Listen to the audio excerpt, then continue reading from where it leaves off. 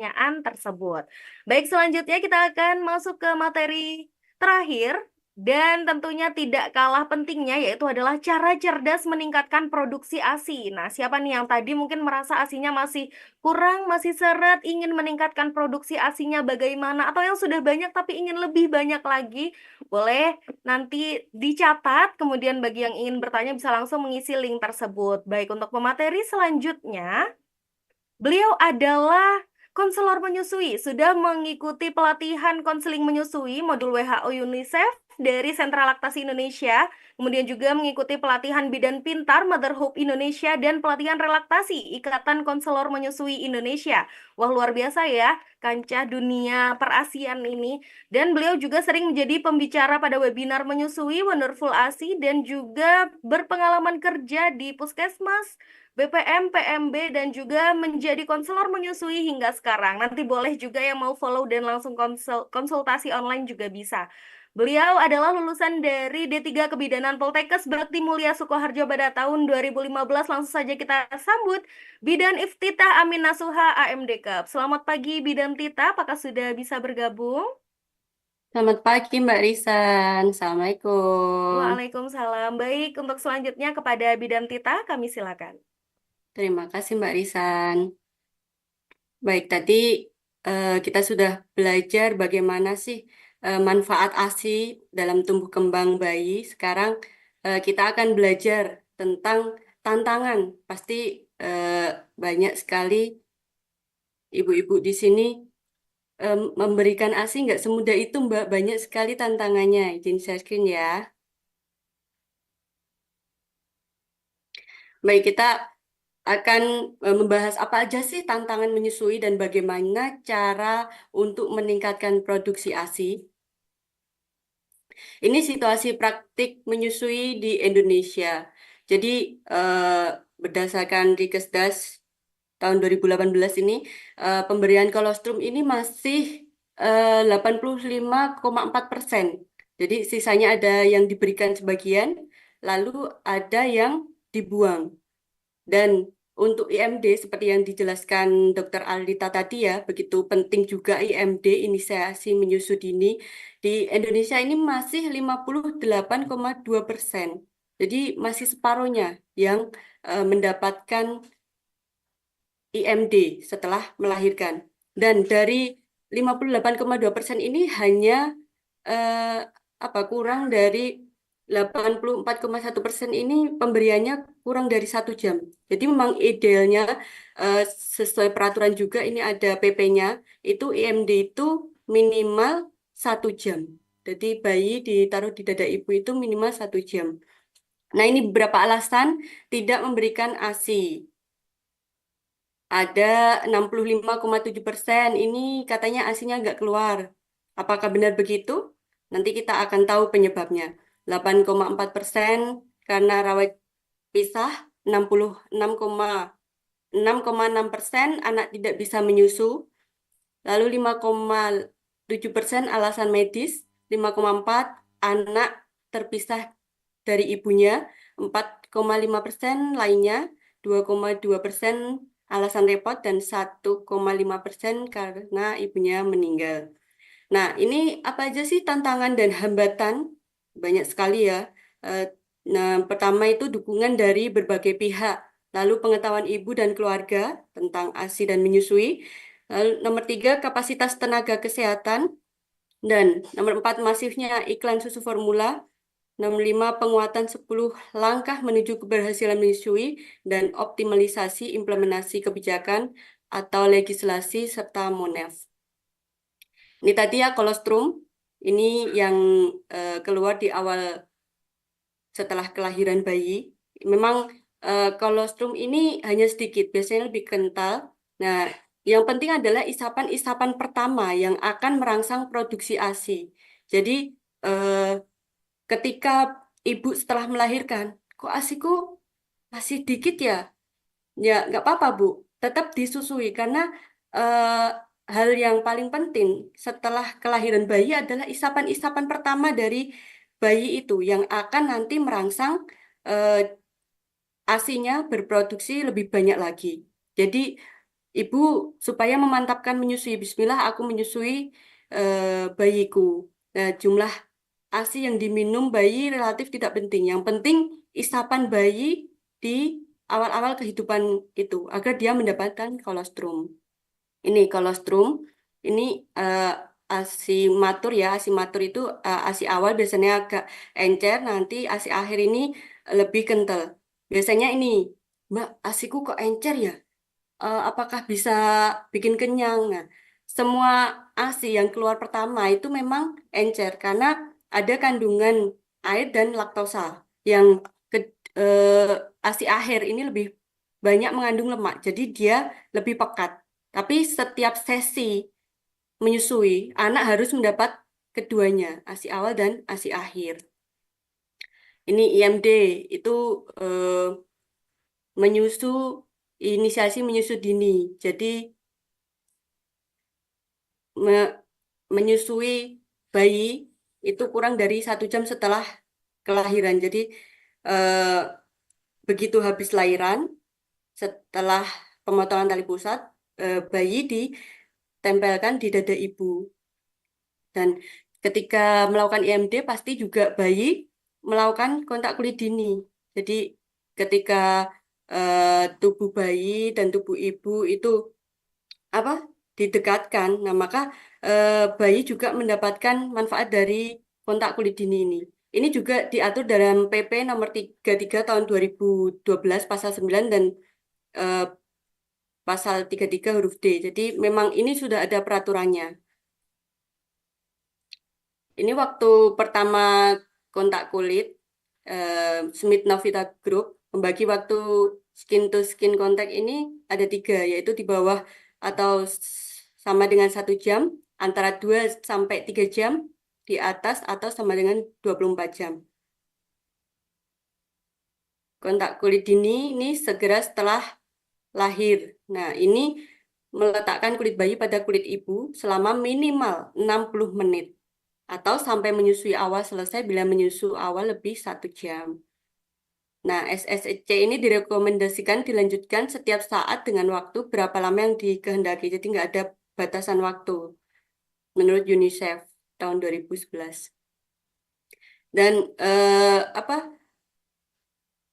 menyusui bayi IMD itu juga mempunyai manfaat juga untuk bayi itu bila menyusui mulai di usia 2 sampai 23 jam, maka eh, kematiannya meningkat, resiko kematiannya meningkat 33% dibanding yang menyusui kurang dari 1 jam. Dan jika bayi mulai menyusui lebih dari 24 jam, maka resiko kematiannya meningkat 2,19 kali lebih tinggi. Ini indikasi IMD itu bayi dan ibu dalam keadaan bugar tanpa memandang jenis persalinan. Kontraindikasinya, ibu atau bayi melakukan resusitasi, skor Apgar kurang dari 7 pada menit kelima, adanya komplikasi medik. Nah, ini contoh eh, apa saat melakukan IMD. Jadi jenis persalinan apapun bisa melakukan IMD, termasuk ekstraksi vakum, operasi sesar, dan juga ini anaknya kembar. Nah, operasi sesar dengan gemeli. Manfaat dari skin to skin kontak ini tadi itu mempertahankan kehangatan atau suhu bayi. Mbak, nanti bayinya kedinginan dong. Enggak. Jadi eh, ibu suhu badan ibu akan menghangatkan bayi. Jadi bayi dapat transferan energi hangat dari ibunya.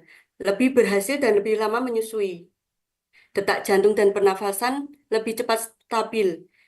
Dan bayi lebih jarang atau lebih sebentar menangis dan bonding ibu bayi ayah lebih baik. Jadi kalau skin to skin kontak itu bisa dilakukan ibu ataupun ayah. Tapi kalau IMD itu di dada ibu karena dia eh, akan belajar menyusu juga. Dan manfaat lainnya itu memungkinkan kolonisasi mikrobiota dari kulit ibu untuk melindungi bayi dari infeksi dan juga merangsang produksi ASI, Nah ini ambang rasa sakit lebih tinggi. Jadi ketika ibu melakukan IMD ini, ketika misalnya lahir persalinan normal, itu ketika ada bidan melakukan jahitan perineum, itu ambang rasa sakit lebih tinggi. Jadi ibu nggak merasa sakit karena apa? Dia bahagia memeluk bayinya, itu memberikan ibu ketenangan.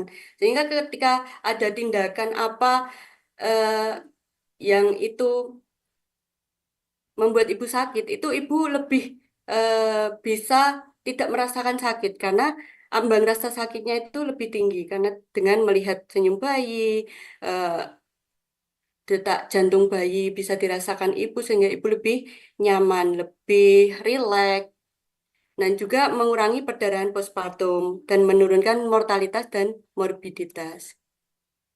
Nah, ini kemampuan kulit ibu menyesuaikan suhunya dengan suhu yang dibutuhkan bayi termoregulator ini saat IMD. Ayah juga mengazankan anaknya di dada ibu waktu menemani dan mengobservasi ibu saat IMD. Saat hamil, ibu dan ayah seharusnya mendapat informasi tentang IMD dan apa yang diobservasi. Jadi, ayah nanti dikasih tugas ketika bayi melakukan IMD, apakah warna kulit bayi pucat atau biru, pernafasannya, hidung kem kembang kempisnya, terus tangisan bayi merintih apa enggak, dan pastikan saluran nafas tak tersumbat. Jadi hidung bayi dan sampai apa tertutup atau tersumbat. Nah, kalau perlu atau ragu, panggil aja tenaga kesehatan, Mbak, Mbak. Ini nanti biar dibenerin lagi.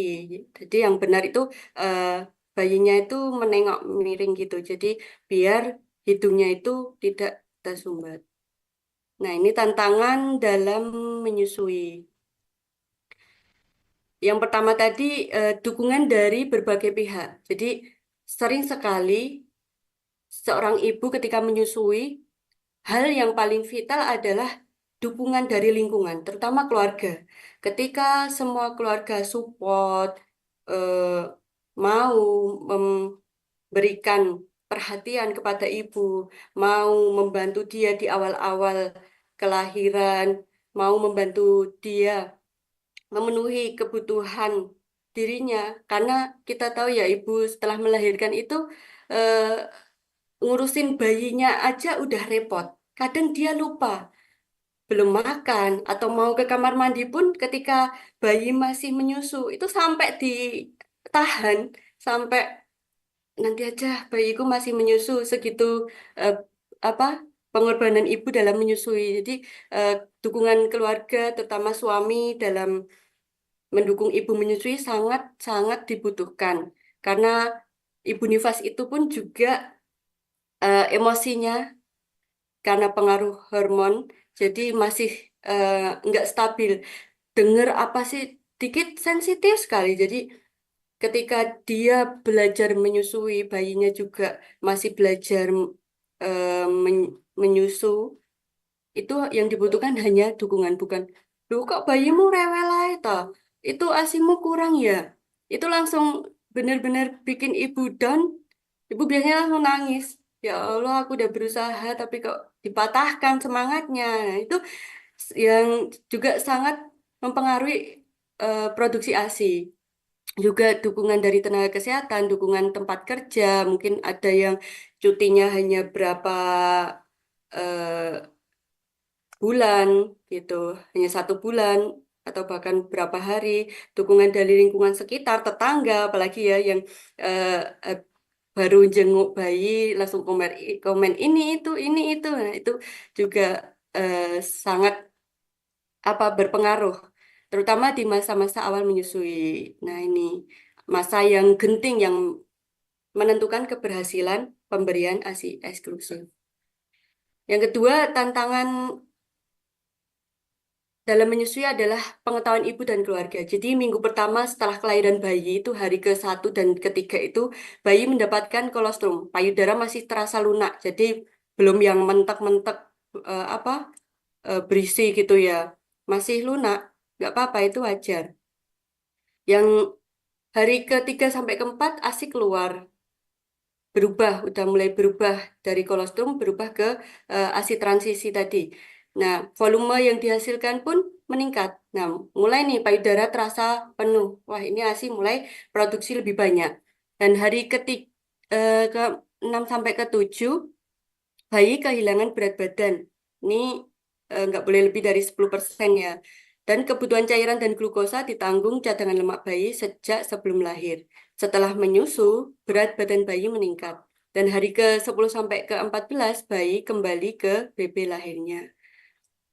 Nah, kenapa sih kok di awal-awal kita habis melahirkan kok ASINya masih sedikit? Kenapa kolostrum itu jumlahnya sedikit? Ya karena ini ibu-ibu, ini ukuran dan volume lambung bayi baru lahir. Hari pertama itu masih seukuran cherry. Dia hanya bisa menampung 5 sampai 7 mili. Jadi wajar saja jika bayi di awal-awal masa kehidupannya itu dikit-dikit netek, dikit-dikit nangis karena memang lambung bayinya masih kecil. Jadi ukuran lambung ini yang mempengaruhi dia cepat lapar. Jadi bukan berarti kok bayiku rewel ya Mbak dikit-dikit apa asiku nggak cukup, apa asiku sedikit. Nah, itu normal Bu, itu normal karena memang lambung bayi masih sekecil itu. Dia hanya menampung 5 sampai 7 mili. Hari kedua udah seukuran walnut. Ini menampung 45 sampai 60 mili dan 1 minggu seukuran aprikot menampung 45 sampai 60 mili dan ketika 1 bulan itu seukuran telur rebus, telur iya, telur besar maksud saya.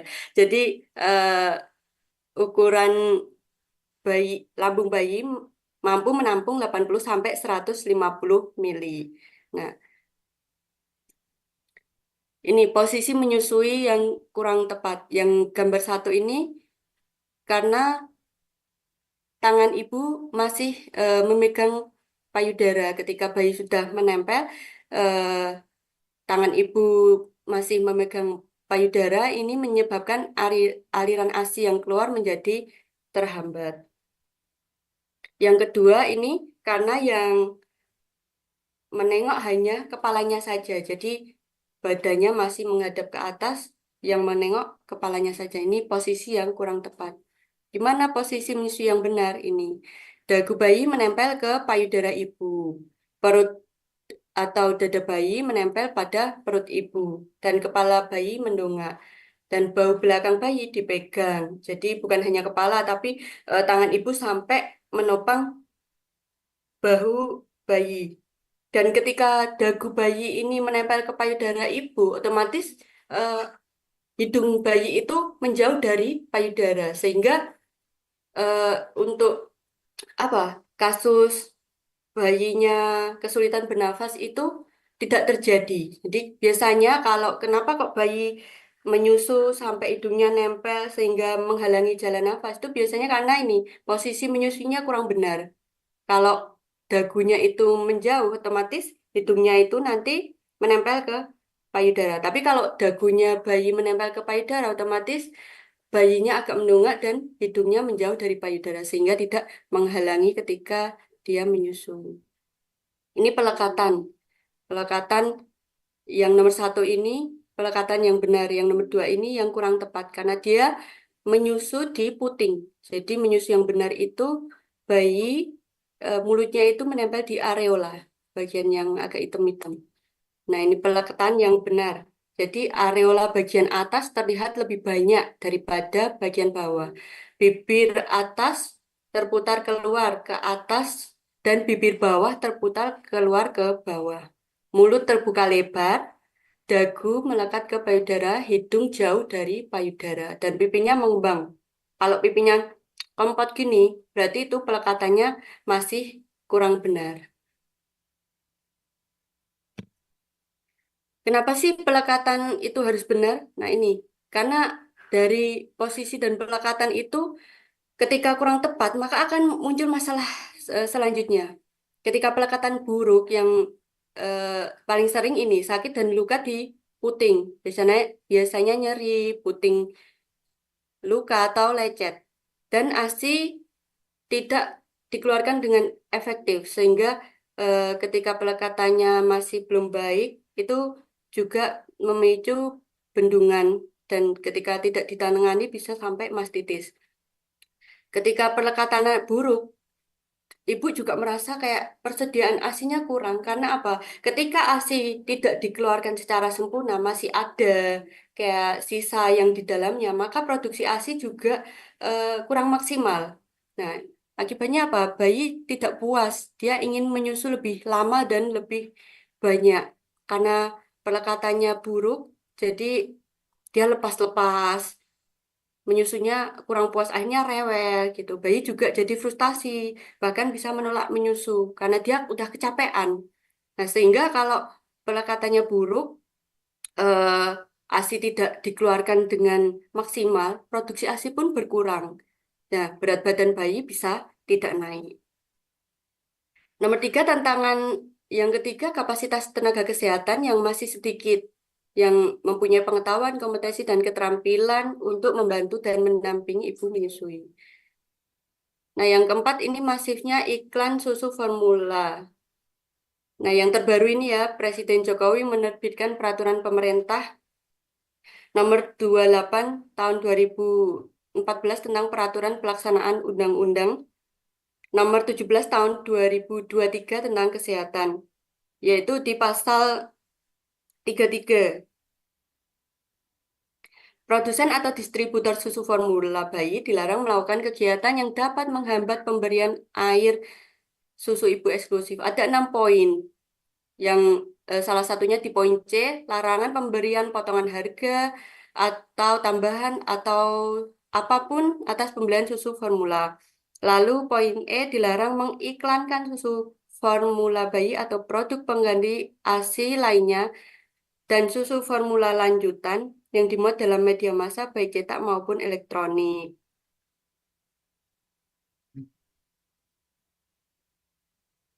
Ini adalah 10 langkah menuju keberhasilan menyusui. Jadi yang poin 1 sampai 2 ini tentang kebijakan pemerintah. Lalu yang ketiga ini menjelaskan saat ibu ANC, saat hamil itu dijelaskan manfaat ASI, manfaat menyusui dan tata laksananya, cara-caranya gimana, termasuk juga informasi tentang IMD. Nah, ini nomor 4 ini membantu ibu mulai menyusui bayinya dalam 60 menit.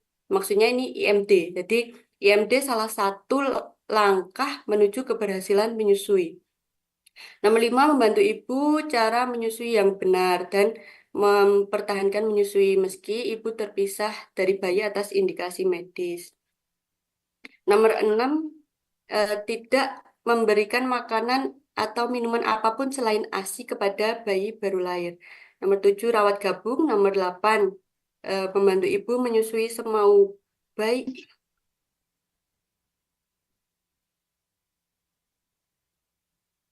Nomor 9, tidak memberikan dot atau empeng kepada bayi yang diberi ASI. Nomor 10, mengupayakan terbentuknya kelompok pendukung ASI di masyarakat. Tantangan nomor 5 yaitu optimalisasi implementasi kebijakan atau legislasi serta MONEF. Termasuk ini penerapan IMD di beberapa fasilitas layanan kesehatan ini masih kurang dan juga proses IMD kurang dari 1 jam. Juga termasuk kebijakan cuti dari perusahaan swasta ataupun tempat ibu bekerja itu beda-beda. Nah, gimana sih cara meningkatkan produksi ASI? Yang pertama itu menyusui semua bayi sesering mungkin. Jadi ketika bayi usia 0 sampai 3 bulan itu yang paling penting ini posisi dan pelekatannya harus tepat dulu. Kalau belum tepat ini harus dibenahi sehingga ketika posisi dan pelekatannya benar maka eh, as bayi mendapatkan ASI maksimal. Ketika ASI dikeluarkan maksimal maka produksinya pun juga akan meningkat. Kalau bayi di eh, atas usia 3 bulan, biasanya ini posisi menyusuinya udah banyak banget ya. Jadi dia dicek pelekatannya, udah benar atau belum. Nah, kalau ibu yang menyusui itu, ibu menyusui langsung, menyusui DBF, itu menyusui semua bayi. Sesering mungkin nggak apa-apa, Bu. Jadi prinsip ASI itu supply and demand. Jadi ketika ASI sering dikeluarkan, eh, perah oleh bayi disusukan ke bayi kita, maka eh, produksi ASI pun juga akan mengikuti. Jadi kayak istilahnya eh, produksi ASI kita itu ibaratkan pabrik.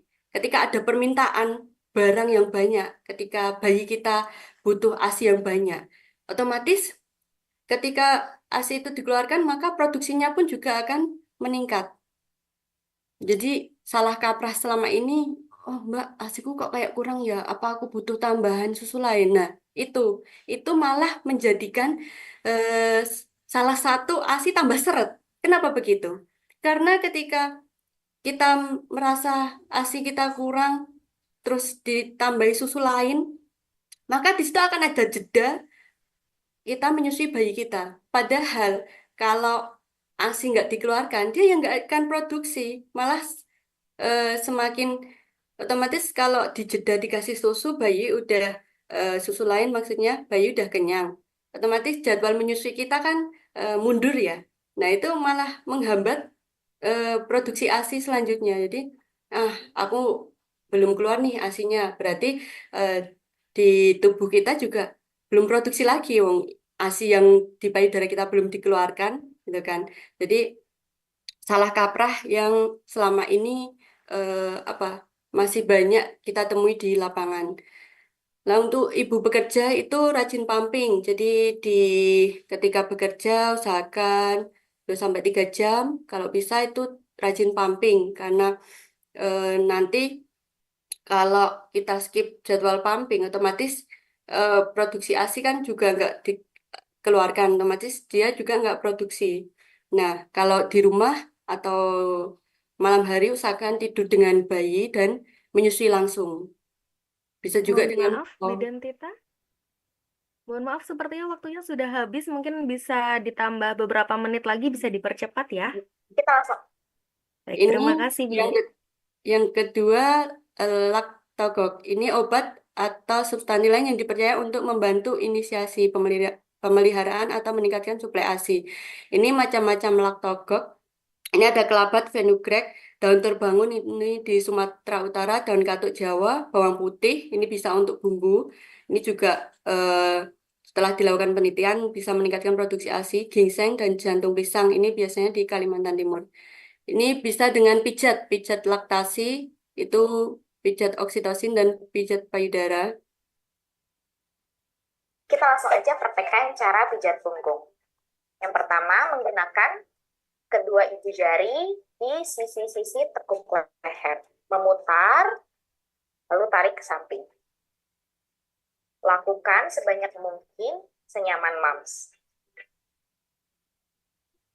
Gerakan kedua, susuri tulang belakang mams.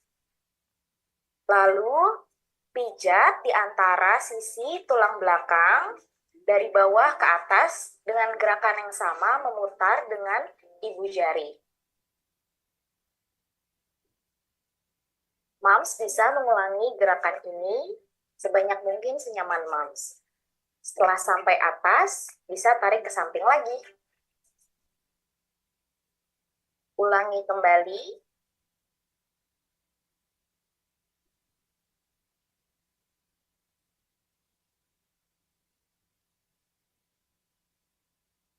Gerakan ketiga, tarik dari sisi bawah ke atas dan ke samping. Mams juga bisa mengulangi gerakan ini sebanyak mungkin senyaman mams. Yang keempat, lakukan gerakan mengusap penyamping dengan jempol di kedua sisi punggung belakang.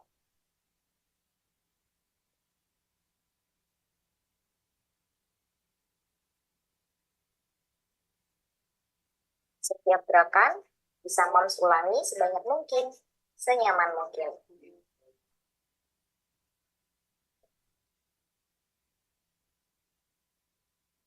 Yang terakhir, lakukan gerakan lockside menggunakan punggung-punggung jari mams. Seperti ini, menggunakan punggung-punggung jari. Untuk melakukan pijat punggung ini, mams bisa meminta dads untuk melakukannya atau orang lain yang mams percaya.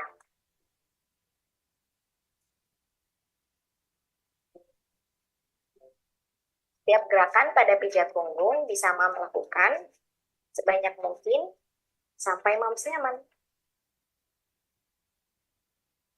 Oke, pijat punggung selesai.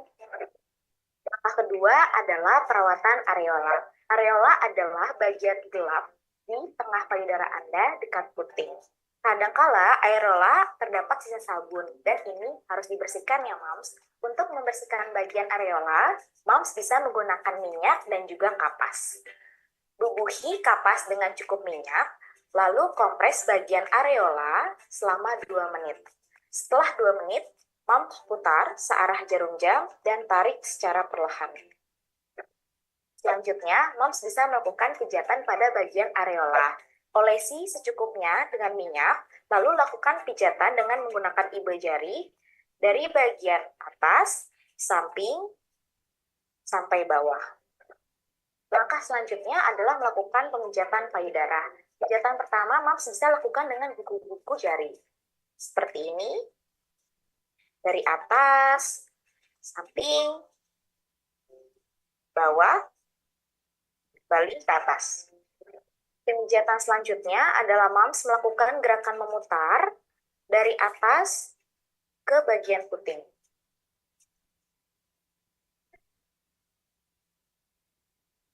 Lakukan ini juga pada seluruh area payudara.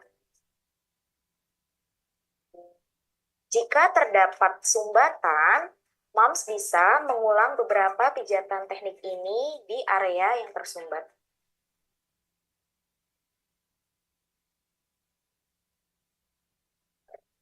Selanjutnya adalah usap bagian payudara dari atas sampai ke arah puting.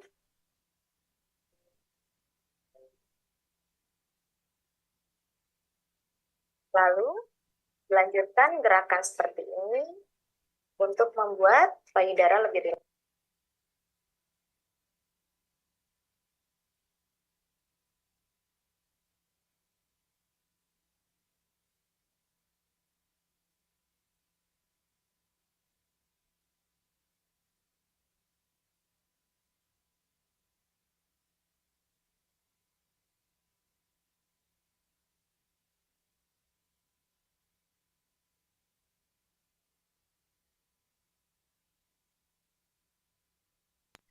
Nah, itu tadi ya, eh, pijat laktasi bisa dilakukan di rumah, minta tolong suami untuk memijat ibu. Atau kalau suami nggak bisa, bisa hubungi konselor laktasi terdekat ya, Mams. Jadi karena kan ibu itu kadang menyusui itu kan lelah ya di punggung, di, di pundak gitu kan, menyokong bayi itu kadang apa ya, pegel gitu. Jadi bisa dengan pijat laktasi untuk merilekkan ibu dan merangsang titik-titik produksi ASI sehingga ASI bisa keluar lebih banyak lagi.